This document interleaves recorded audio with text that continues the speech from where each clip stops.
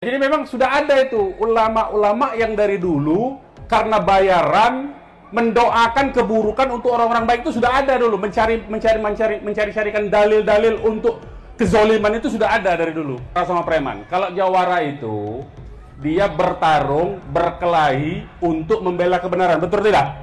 Betul pasti. Tapi kalau preman dia berkelahi untuk duit karena dibayar. Nah, kuat mana yang berkelahi membela kebenaran, yang membela yang hak dengan yang berkelahi cuma karena duit? Itu pasti kabur itu. Begitu yang hak ini muncul pasti kabur itu karena ini cuma duit. Dia nggak mau hilang nyawanya. Cara mereka mengambil tanah dari rakyat itu ditipu semua rakyat kan? Semua proses transaksi yang dilakukan dengan cara penipuan itu batal demi hukum. Apa konsekuensi batal demi hukum? Artinya yang membayar hilang duitnya, yang tadi dibayar hak tanahnya itu balik lagi tanahnya ke dia. Itu batal demi hukum namanya. Illallah wahdahu la syarikalah wa asyhadu anna Muhammadan abduhu wa rasuluhu la nabiyya ba'dah. Allahumma shalli wa sallim wa barik ala sayyidina Muhammad wa ala alihi wa sahbihi wa zurriyatihi. Amma ba'd. Yang saya hormati ada orang tua kita ini, sesepuh kita, Bapak Haji Humaydi ini, orang tua kita luar biasa. Ya, kita umurnya dengan beliau, tapi beliau masih semangat untuk hadir di hari ini. Di sini juga ada tuan rumah ini, Habib Hasan, ada Kiai Hafidin, ada Kiai Naseh, ada Kiai Khalid, Kiai Khalid ya, Kiai Khalil ya. Kiai Khalil dari Tangerang Selatan, nih tetangga saya sebetulnya. Ada Macan Kulon nih, jawara-jawara Macan Kulon. Ini luar biasa, pendekar-pendekar semua ini. Ini juga beliau ini dari seperti dari Lebak ini. Betul. Oh mau, ya luar biasa. Ini sudah banyak, sebetulnya udah banyak sekali ini tenaga. Kalau istilah dalam pertempuran militer itu udah cukup ini sebetulnya. Terus mau apa lagi?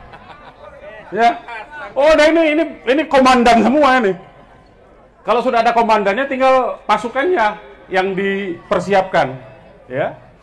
Jadi kita ini, saya mau cerita sedikit sebetulnya.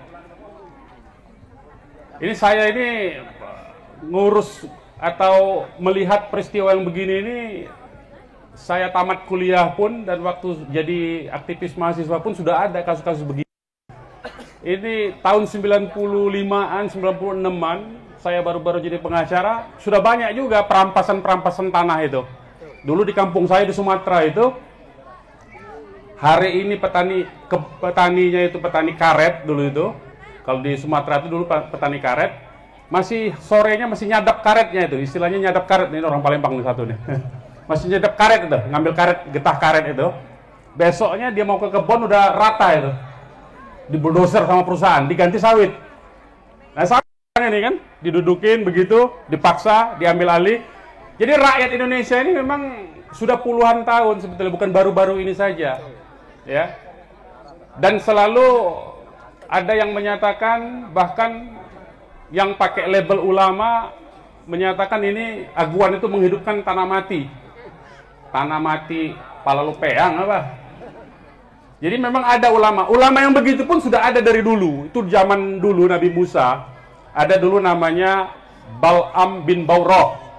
Ya, itu zaman Nabi Musa. Jadi waktu zaman Nabi Musa itu, ketika Nabi Musa berhasil menyeberang dari Mesir ke Sinai, ya, menyeberang Laut Merah itu dulu tanah Kanaan yang disebut Kan'an itu atau Kanaan itu sudah ada penduduknya. Jadi kalau sekarang konteksnya sekarang orang-orang Yahudi menyatakan itu tanah yang dijanjikan, tanah milik nenek moyang mereka, sebelum Nabi Musa membawa mereka ke situ sudah ada penduduknya di Kanaan itu, yang sekarang dikenal dengan Palestina itu, ya. Nah, jadi di situ ada salah satu ulama, ya, ulama setempat yang bernama Bal'am bin Bawrah. Jadi ketika ada rombongan Nabi Musa ini masuk ke tanah Kanaan, penguasa-penguasa zolimnya itu minta Bal'am bin Bawrah ini mendoakan yang buruk-buruk kepada Nabi Musa. Ya. Nah, jadi memang sudah ada itu ulama-ulama yang dari dulu karena bayaran mendoakan keburukan untuk orang-orang baik itu sudah ada dulu. Mencari-carikan dalil-dalil untuk kezoliman itu sudah ada dari dulu. Itu kita sebut dengan nama ulamanya Bal'am bin Baura. Kalau sekarang dikenal dengan ulama su. Jadi jangan heran itu pasti ada itu. Begitu juga preman-preman, ya. Kalau yang di sini ada jawara-jawara, bedanya apa jawara sama preman? Kalau jawara itu dia bertarung, berkelahi untuk membela kebenaran, betul tidak? Betul pasti. Tapi kalau preman dia berkelahi untuk duit karena dibayar.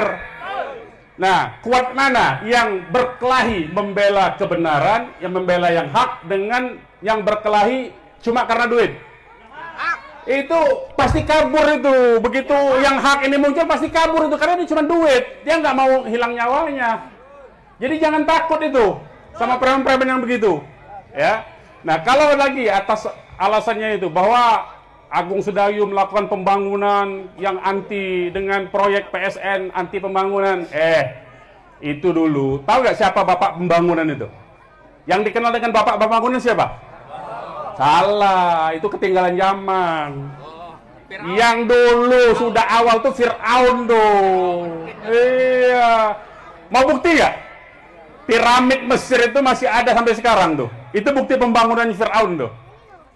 Fir'aun benar atau sesat? Sesat tetap aja. Jadi yang membangun fisik katanya yang hebat itu belum tentu benar itu. Ya, sudah dibuktikan itu Fir'aun tuh. Jadi kalau ada yang ngomong-ngomong ini untuk pembangunan, ya Fir'aun juga bangun bilang masuk neraka dia. Ya, masuk neraka Fir'aun. Siapa yang berani ngomong Fir'aun masuk surga?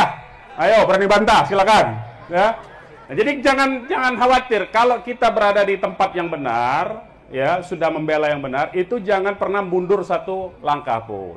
Nah, tadi sudah banyak disampaikan oleh Pak Hozin ini ya, Pak Hozinuddin ini. Saya cuma mau nambah satu aja ya, atau beberapa informasi lah. Jadi tadi yang PSN, sebetulnya yang disebut PSN itu, ini biar pada tahu nih, kalau ada aparatnya di sini, ada aparat desa di sini, ada aparat pemerintahan yang lain, ada intel-intelnya, tolong sampaikan, biar tahu kalian semua. Yang disebut PSN itu, Jokowi, saya sebut Jokowi bukan pemerintah ya, Jokowi waktu itu kebetulan sebagai presiden, sebagai penguasa, ya, dia beri ke perusahaan Aguan karena Aguan menyelamatkan mukanya di IKN, ya, karena Aguan, karena IKN itu tidak ada investor yang sudah disampaikan Jokowi itu seolah-olah investor yang di IKN itu banyak, padahal nggak ada. Nah, untuk nutup malunya Jokowi, Aguan bikin hotel di situ. Aguan atau Kongguan itu? Oh, Kongguan, oke. Aguan ya. Jadi dia bikin hotel. Nah, karena Aguan menyelamatkan muka Jokowi, maka oleh Jokowi diberilah daerah di utara pantai Jawa, di sebelah PIK 1 itu, di Kecamatan Teluk Naga itu ya, yang sebelah PIK 1, itu ada kawasan hutan mangrove yang tidak diurus. Itu milik perhutani pengelolaannya, milik negara. Diberikan ke Aguan. Ini hutan nih, supaya diurus, supaya hutannya ditanamkan kembali karena sudah banyak yang rusak, katanya banyak yang rusak ya. Padahal ada yang ngelola tuh, PT Perhutani, BUMN milik negara. Kemudian karena dia diberi hutan mangrove itu, di sekitar hutan mangrove itu nanti akan dibikin tempat hiburan. Ya, dibikin tempat hiburan itu apa? Dibikin sirkuit balapan, balap mobil, balap motor, kemudian tempat-tempat makan, ya begitu, wisata. Nggak ada pemukiman, bikin rumah nggak ada. Karena itu hutan, nggak boleh diubah fungsinya. Nggak boleh dijadikan perumahan. Itu yang disebut dengan PSN yang 1.700 hektar tadi. Nggak ada, pemukiman nggak ada. Hanya pemulihan hutan mangrove dan kawasan tempat hiburan. Cuma itu tok namanya itu. Itu yang disebut PSN. Itu saja sudah salah. Kenapa? Ini hutan milik negara, masih dikelola oleh perhutani, sama Jokowi diberikan ke Aguan. Itu saja sudah salah. Sudah korupsi itu. Karena tadi imbal balik di IKN. Satu salahnya. Jadi kalau PSN Aguan itu, PSN PIK 2 itu dianggap benar, salah itu. Prosesnya memberi, itu tidak boleh, itu korupsi itu. Karena untuk memberikan aset negara kepada pihak lain itu harus persetujuan DPR sebetulnya, DPR RI. Ya. Nah, itu satu kesalahannya. Apalagi kemudian di luar kawasan yang 1.700 hektar, mereka membohongi rakyat. Seolah-olah kawasan pemukiman perumahan yang sampai di sini tepatnya ini kecamatan apa namanya? Tanara. Ada di petanya sudah saya kasih di grup itu. Sampai ke Tanara sini itu akan dibikin pemukiman semua. Jadi itu nggak ada dalam proyek PSN, nggak ada. Ini proyek swasta semua. Kalau proyek swasta, apa beda? Katakanlah sekarang kita ngomong soal PSN. Apa itu PSN? PSN itu pertama, ya, proyek strategis negara yang gunanya untuk kepentingan umum. Contohnya apa? Jalan umum ya, bukan jalan tol. Jalan umum, jalan negara. Rumah sakit pemerintah, sekolah, kantor-kantor desa, kemudian puskesmas. Nah, itu disebut proyek strategis nasional untuk kepentingan umum. Kalau ada kawasan perumahan dijual oleh orang kepada orang lain, kepada warga negara asing, karena iklan-iklan PSN itu iklannya berbahasa Cina, Bapak-bapak, Ibu-ibu. Dijual kepada orang lain. Apakah itu untuk kepentingan umum? Bukan, sama sekali bukan itu. Jadi yang disebut dengan proyek strategis nasional itu ada proyek untuk kepentingan umum. Sekolah, rumah sakit, kantor pemerintah, bandara, jalan-jalan umum, itu disebut proyek untuk kepentingan umum. Itu disebutnya PSN. Kalau di luar itu bukan PSN, proyek swasta itu. Proyek 9 naga semua itu. Ya. Nah, jadi itu kedua kesalahannya, ya. Yang ketiga, cara mereka mengambil tanah dari rakyat. Itu ditipu semua rakyat kan? Seolah-olah tanah yang untuk pemukiman perumahannya itu, untuk PIK 2 itu adalah untuk kepentingan negara kan? Padahal untuk perumahan, itu tipuan kan? Nah, kalau sudah ditipu begini, maka harusnya semua proses transaksi ini diperhatikan ini. Semua proses transaksi yang dilakukan dengan cara penipuan itu batal demi hukum. Apa konsekuensi batal demi hukum? Artinya yang membayar hilang duitnya. Yang tadi dibayar hak tanahnya, itu balik lagi tanahnya ke dia. Itu batal demi hukum namanya. Ngerti nggak maksudnya? Ngerti nggak maksudnya, Bapak-bapak? Ada yang tanahnya udah diambil nggak di sini? Belum. Nah, jangan sampai. Kalau sampai ada kelewatan itu. Jadi kalau sudah dibayar, mau dibayar separuh, mau dibayar full, ya, karena tadi ditipu seolah itu adalah proyek untuk kepentingan umum, proyek nasional milik negara, dan ternyata bukan, maka transaksi itu batal karena itu penipuan. Ya. Kalau batal itu apa? Yang bayar hilang duitnya, yang punya tanah balik lagi hak tanahnya itu. Ya, harus ngerti itu. Nah, yang belum kembali haknya ya ambil lagi. Makanya bilang tuh sama kecamatan-kecamatan sebelah.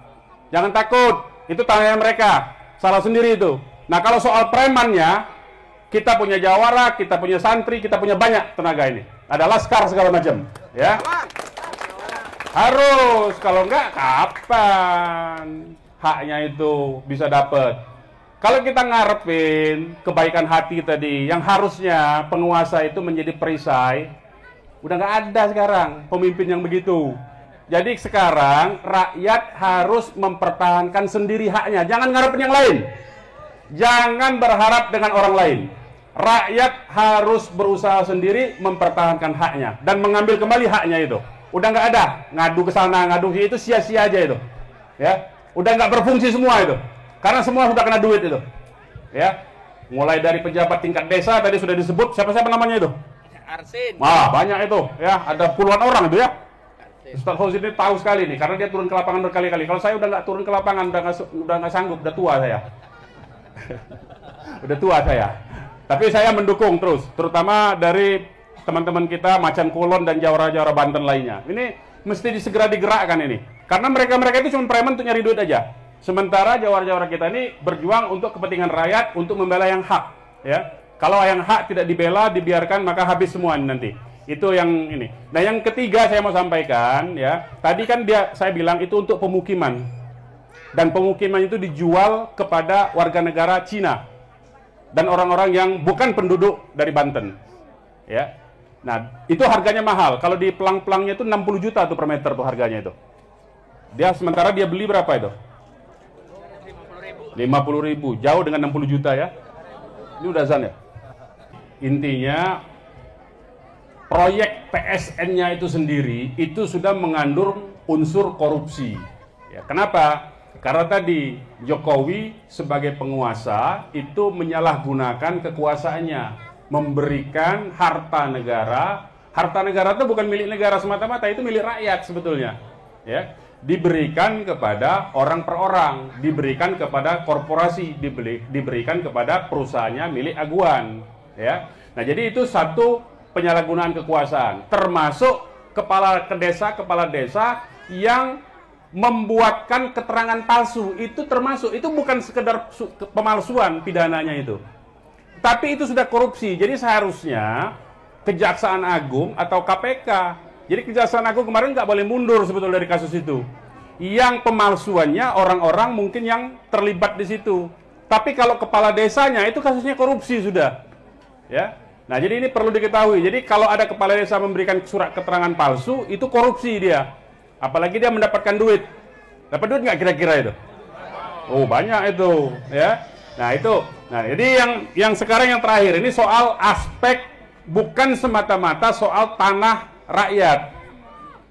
Yang namanya pemukiman, ya kawasan bisnis itu kan selain pemukiman, kalau kita lihat rencana PIK itu selain pemukiman itu adalah kawasan perdagangan, kawasan bisnis. Nah, kalau sudah ada pemukiman, ada kawasan bisnis, ada sekolah sendiri, ya, ada pemerintahan sendiri, itu disebutnya koloni kalau zaman dulu. Dulu VOC, ya, perusahaan Belanda sebelum pemerintahnya menjadi pemerintah Hindia Belanda, itu namanya VOC. VOC dulu juga itu sewa dengan Sultan Banten, dengan Sultan Cirebon, dengan Sultan Gresik, ya, dia sewa tuh dengan Sultan Bone, seluruh Indonesia, kerajaan-kerajaan Nusantara tuh dia sewa kepada kesultanan Nusantara itu. Nah, tetapi kemudian dalam sewanya itu dia membangun benteng. Di situ dia tempatnya ada gudangnya segala macam. Lama-lama dia bangun pemukiman untuk karyawan yang bekerja di mereka. Lama-lama menjajah dia. Bapak-bapak, ibu-ibu tahu nggak? Negara yang asal mulanya itu tempat perdagangan, kawasan pemukiman, kemudian jadi negara. Tahu nggak? Yang paling dekat itu Singapura. Singapura itu dulu tanahnya milik Melayu. Orang-orang pendatang Cina dari Republik Rakyat Cina datang ke situ, di backup oleh Inggris, didirikan pelabuhan, diberi tempat, diberi tanah, kemudian didatangkan orang-orang Cina sebanyak mungkin sehingga jumlah Melayunya kalah. Jadilah dia negara Singapura. Kanada juga begitu. Kanada itu aslinya bangsa Indian.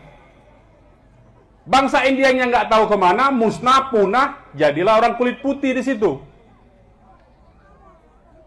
Amerika begitu juga, itu orang Eropa datang ke situ, bikin tempat perdagangan, pelabuhan yang namanya kota New York sekarang, bikin di situ, bikin pemukiman, kemudian dia jadikan itu negara. Jadi sudah ada contoh, sudah banyak contoh, dan sampai sekarang contoh itu masih berlaku. Orang-orang pendatang yang tadinya hanya kawasan pemukiman dan perdagangan, lama-lama jadi negara sendiri. Itu sudah ada, bukan hayalan.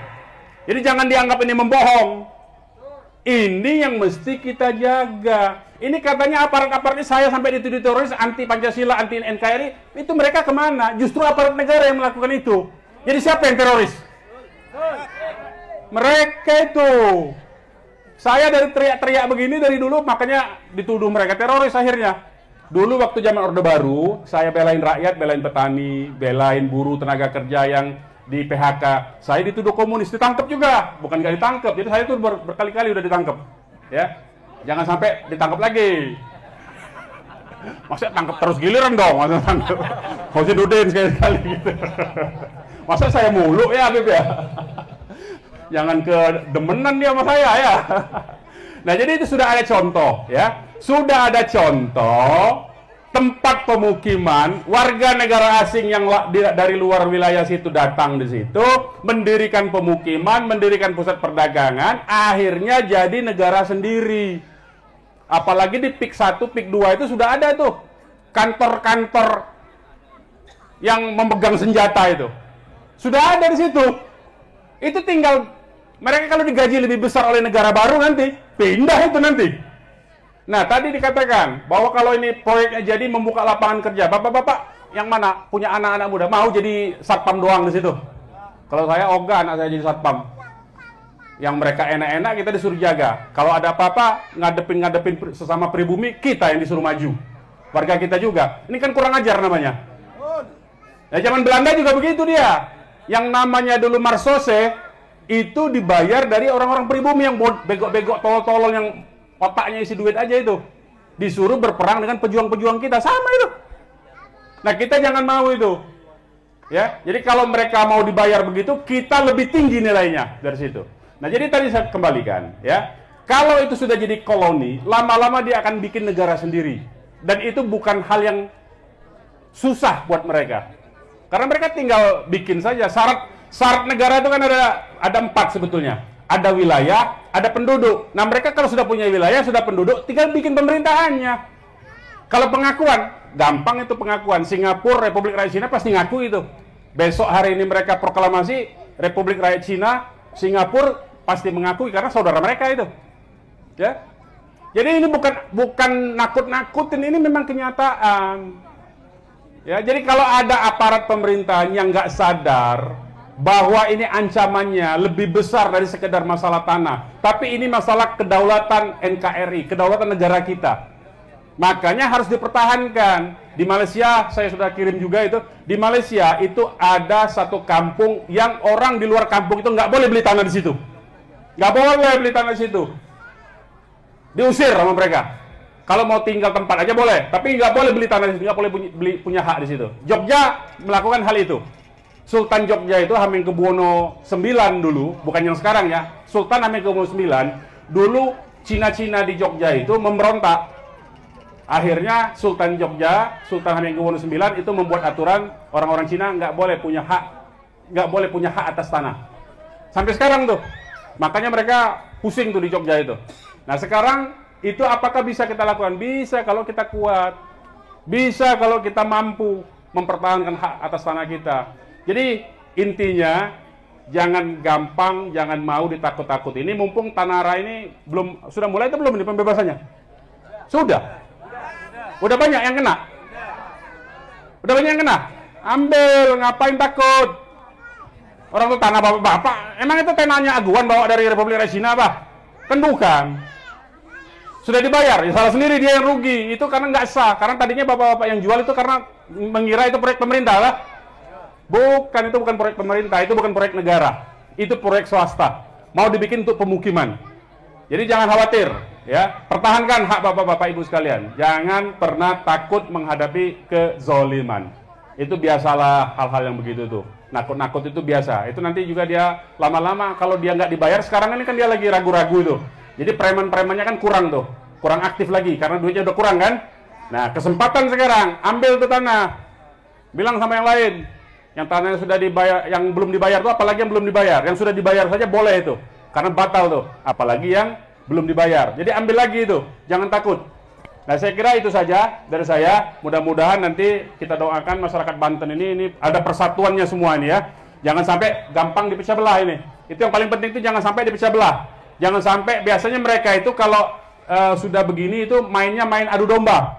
Mulai memunculkan isu-isu, wah ternyata nama dia yang besar, bukan nama kelompoknya sini. Nah, yang begitu-begitu tuh, suka digitu-gituin tuh. Wah ternyata ini yang nongol, apa kita nggak diajak. Ah, itu mulai itu. Udah kalau udah begitu, udah pecah lagi tuh. Nah, sekarang jangan hal-hal yang begitu tidak penting lagi. Yang bagi kita penting itu satu, rakyat tidak hilang haknya. Hak-hak rakyat harus kita jaga, kezoliman harus kita lawan, dan negara ini kita jaga. Jadi kita berjuangnya bukan cuma untuk semata-mata memperjuangkan tanah, tapi memperjuangkan juga Republik Indonesia ini, supaya tidak menjadi negara lain ada dalam sini. Ini kan semua yang teriak-teriak yang katanya menuduh-nuduh ada teroris, kelompok Islam radikal segala macam, itu sekarang kan berpihak ke mereka semua itu. Semua itu saya liatin semua itu, yang tukang-tukang ngoceh itu. Ya, semua berpihaknya ke sana. Ke aguan CS. Nah, jadi kita sudah tahu, kita sudah jelas posisi mereka di situ. Jadi jangan sampai kita mau dipecah belah dengan isu-isu yang remeh-temeh yang tidak penting. Ya, saya harapkan mulai hari ini kita mulai, kalau saran saya bapak-bapak semua bikin forum rutin pertemuan nih, Beb. di Tangerang, di Banten khususnya, ya. Bikin forum rutin, misalnya seminggu atau 2 minggu sekali, ketemu semua tokonya, ya ngobrol-ngobrol, ngopi-ngopi begitu, ngeriung kira-kira begitu, supaya kalau dalam istilah sholat itu, barisan kita, soft kita tidak ada yang kosong. Kalau soft kosong itu biasanya setan masuk tuh, bisik-bisik dia. Nah, mulailah tuh terjadi tuh, pecah belah. Nah, itu yang paling penting dijaga. Jangan sampai soft kita itu renggang. Softnya harus rapat. Nah, cara cara supaya setan tidak masuk menggoda kita itu softnya harus rapat. Harus itu. Kalau tidak, kalau softnya renggang, di situ masuk itu setan-setan itu. Setan yang berwujud jin maupun setan berwujud manusia. Ya. Jadi itu sudah ada itu. Nah, jadi itu saja saya kira dari saya. Terima kasih. Billahi taufiq wal hidayah. Walafu minkum. Wassalamualaikum warahmatullahi wabarakatuh.